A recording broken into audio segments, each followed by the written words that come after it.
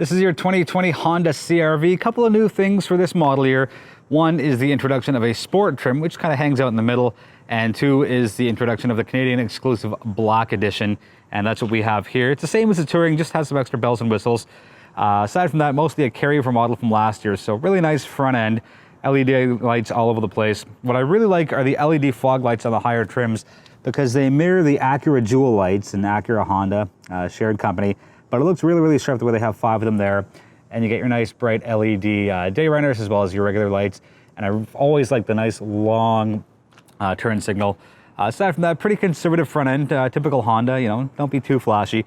Big perk for me is the radar is actually integrated into the grille as opposed to being like an ugly piece of plastic, clear plastic. It's kind of usually hung down here somewhere. So I really like that, and the nice honeycomb, small, thin honeycomb grille, but still looks good.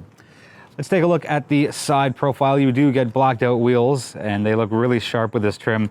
I don't know if I necessarily get the Black Edition. I might just go for the Touring, but that's just me. You get nice dark chrome along the bottom and chrome surrounding all of the windows. LED turn signal integrated into the side mirror. Just looks really, really sharp. You know, I don't mind the black. I think it looks really good, but for me, I don't like too much black on my vehicles. Let's take a look around the rear. You're used to this if you've seen the 2017, 18, or 19 CR-Vs. So you get the nice thin strip for your turn signal going vertically as opposed to horizontally like many of their competitors. So they stand out there. And a nice LED pattern around the side here. Chrome across the top with the logo there. There's a little Black Edition badging if anyone's confused as to why your CR-V is all blacked out. You do get twin tailpipes, really sharp there, and I guess not as much sharp as my need for symmetry is taken care of.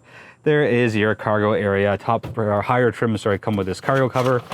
Slide it back. And what I've always liked about Honda is it's so easy to pull the seats down. So pull the lever, let's get them both in focus. Down it goes. Same thing for the passenger side. Let's take a look. And there's that. And to get this out, all you do is just pull that, out it goes, and you get a ton of cargo space. So I'll lift that up, give you a quick look at all the space you have. Let's take a look inside the CR-V, starting with the rear doors. They open 85 degrees, which is almost a full 90. And you can see just how easy it is for people and stuff and things to be put in and taken out. So nicely done there. Higher trims get heated rear seats. It's 3 stages, really nice.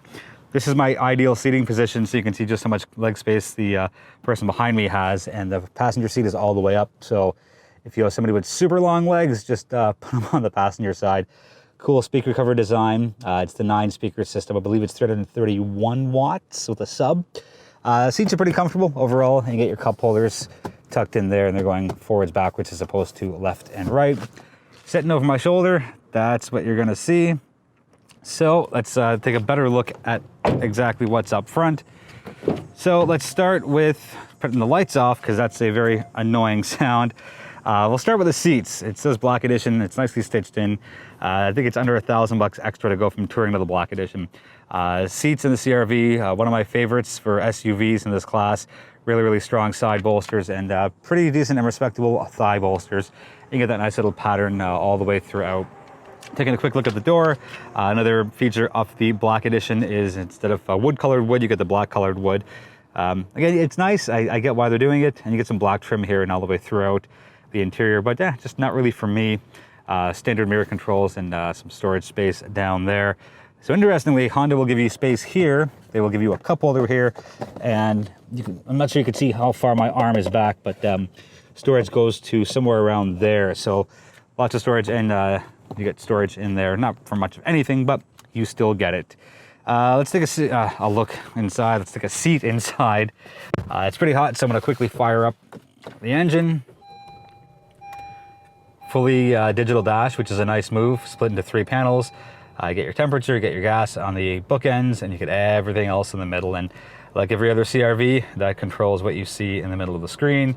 More gloss black. Yeah, it catches fingerprints, but it's part of the Black Edition. And we can see a little bit more there and kind of lining the space there. Not much has changed here, still easy to use. There's a volume knob, which has been around for a couple of years since that big uproar when Honda took it away. But there's still no tune knob here, so you gotta run the manual route through your finger there. My Irk, let me straighten the camera out, is with a climate system. You have up and down, and then that shows up there, but you gotta really hit the climate button to change if you want the air conditioning on or off, and where you want the air. So to me, that's, I don't know, if I have gloves on, I don't want to be screwing around with that. I would rather more smaller buttons here. Like, even if that climate button turned into 2 buttons, one for air direction and one for AC, they wouldn't need this nonsense because, well, everything else is there. Parking brake and your brake holder here. Again, this is all carryover stuff. I like that the auto on off is a big, huge button, and there's your econ mode. Sometimes an Irk and sometimes a Quirk and sometimes nothing. When you push the button in, and usually just PRND, and what I've done is I've dropped it down and I've ended up in low. And you can see the L right there, whereas, you know, I've got to then go up 1 or up 2 to get into drive. So I don't know if anyone really uses the L for low gear in a CRV. Honda thinks so, and you know, that's fine, I guess, but just a little weird thing for me. What's new and upgraded for 2020 is this magnificent storage bin area. Wins the best one of the year for me. So in addition to the top part, oops, going backwards and forwards, let's lift that up. This part now folds down. So that's one there, and then you get that there, and you can put it back halfway, and it stops there if you want to just have some cables, because your one power source is here. And yeah, no, it's just a really smart system, and I think it's one of the best ones, if not the best one in the entire industry. So nicely done there, Honda. A couple of cup holders, pretty standard stuff. You do get wireless charging on higher trims, and you get 2 USB ports here, and higher trims also get 2 USB ports in the rear. Grand total of 4. I don't know my basic math. Anyways, the good is that it's here. The bad is that there's no real storage cubby, as some other manufacturers have to put things. I guess you could put you know, knickknacks here on the wireless charger, but then it kind of takes away from the wireless charger itself. Anyways, taking a quick look up a little more, borrowing from the Odyssey, they have this little conversation mirror. So you set it in place, and you can see exactly who's behind you. And well, there's the camera, and now you can see exactly what I see. And if you don't want that, then that is also a sunglasses holder. So cool thing there. There is a big panoramic sunroof on the Touring and a Black Edition. It's really hot today, it's really sunny, so I'm gonna keep it closed. Let's do the drive. 2020 Honda CRV. Every CRV gets the same engine, and it's a 1.5 liter turbo 4, giving you 190 horsepower and 179 pound-feet of torque, all through Honda's CVT. It's not especially quick, but you know, it doesn't really need to be. There's a little bit of turbo lag, but it's not the end of the world. You still have the power there when you need it, and you're not going to be left out to dry in a potential collision situation. You slam your right foot down and off you go. Cornering handling, standard for the course for Honda, does it fairly well. Not a lot of oversteer, not a lot of understeer, so I'll give it a passing grade. All trims get the automatic high beams and the forward collision warning. They also get the lane keep assist system and automatic cruise control. And they also get the road departure mitigation as well as the collision mitigation. So it's a pretty long list for an SUV in this category. So I think Honda has done very well in making safety a top priority for anyone's budget. Now, as far as the body style goes, I know I touched on it a bit on the exterior portion, but the RAV4 is all new as of 2019. The Nissan Rogue is going to be all new as of later on this fall. Like right now it's middle of August 2020. The Ford Escape is all new as of 2019. So the big competitors for a CRV have been released as all new. So this came out in 2017. So 17, 18, 19, 20, it's 4 years old. Yes, they dropped a Black Edition trim up top. They dropped a new Sport trim in the middle.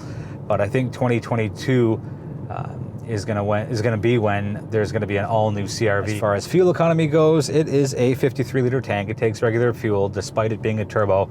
So thank you, Honda, for saving me a few pennies at the pump every time. It's 8.7 liters per 100 kilometers on city streets. It is 7.4 on the highway, and your blended total comes out to 8.1. Not too bad. I've done 662 kilometers. I've got another 300 to go tomorrow before the car goes back, and I'm at 8. Now, it's mostly been just me in the vehicle, so no added weight, and most of it's, 80% of it's been highway driving. So you throw some extra weight, you throw city streets and stop and go traffic, and that number will probably creep up a little bit. Side support, really, really good thigh support, and not too bad. And there is lumbar support for the power seats on the higher trims. And overall, the fit and finish of the cabin is really well done, and I've always liked Honda for that. The rear doors opening up 85 degrees is a huge perk for the CR-V, as is the massive amount of cargo space, both with seats up and seats down. What stands out to me the most is to get the rear seats folded. You don't have to mess around with knobs or buttons. You just pull a lever that's mirrored as your interior door handle, and down the seats go. So Honda has made it very user-friendly as far as maximizing your space in here.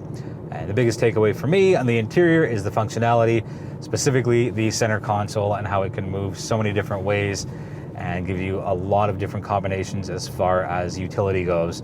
People have a lot more stuff these days. I know it seems like we don't, but there's phones and tablets and water bottles and iPods and AirPods and the fact that Honda has made a creative storage bin in here makes it easier to keep all your things relatively organized. It's going to wrap up the review on the 2020 Honda CR-V. If you've got any questions on the vehicle, let me know. I'll do my best to get you answers as soon as possible. Thank you so much for watching, and feel free to subscribe if you haven't already. I appreciate the support. Be well, be healthy, be safe, and I'll be back sooner than later with my next review.